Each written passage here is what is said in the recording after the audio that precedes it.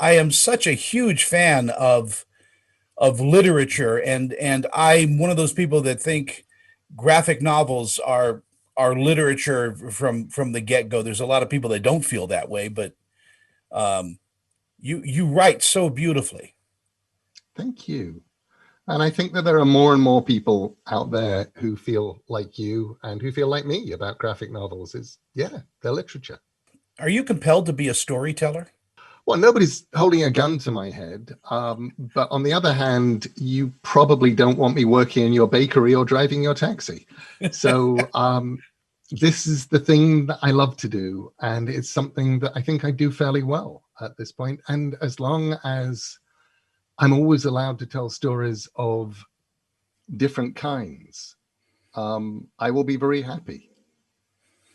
The um, the history of American gods is really very interesting to me because these are very universal stories. I think the Greeks did it too when they had, the Hercules and all of that.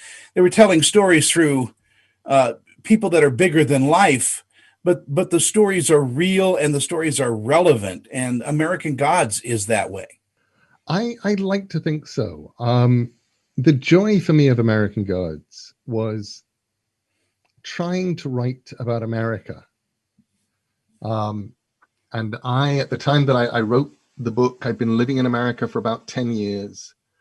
And all I knew is that it was really big.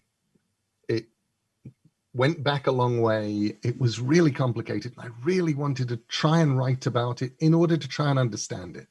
And the way that I try and understand things is I tell stories about them. I read everything I can. I create. So getting to tell stories about America seemed like they had to be big. It seemed like you needed a sort of a godlike canvas. But also one of the things that struck me about America, and still always strikes me about America, is the collision between the old and the new. The collision between what people have always thought and what they're having to think now.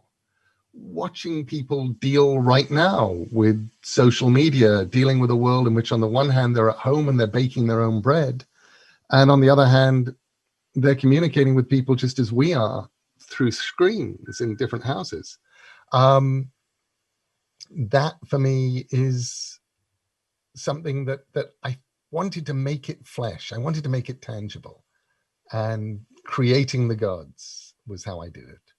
And it's ever organic. You brought in Technical Boy, who is trying to, you know, be a bigger god, and yet, he's the personification of everything internet, everything that is technical. Yeah, and played so beautifully by Bruce Langley.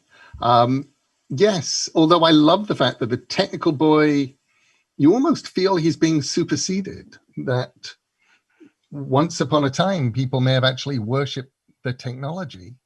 Now they're much less interested in the tech and much more just interested in the content.